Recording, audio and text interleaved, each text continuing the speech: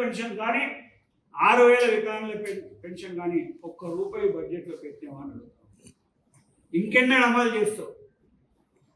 ముసలోళ్ళ కలకల కూడా నీకు తగలదా అని నేను అడుగుతా ఉన్నాను.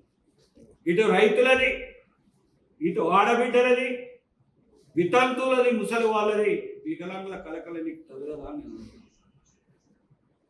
కేసీఆర్ 2,000 ఇచ్చిండ్రు కదా, ఈ పెద్ద ఆయన ఇంకా నేను డబుల్ చేస్తా అంటున్నాను నమ్మి నీకు పదవిస్తే, అధికారం చేతికిస్తే ఇట్లా ప్రజలను నిండా మూస్తావా రేవంత్ రెడ్డి అని అడుగుతాను.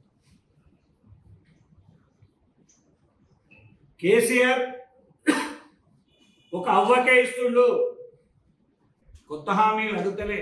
నువ్వు ఏదైతే 406 గ్యారెంటీల పేరు మీద 420 హామీలు చెప్పినవో, మేనిఫెస్టో ఇచ్చినవో, ఊరూర చెప్పినవో అవే అమలు చేయమని కోరుతా ఉన్నాం.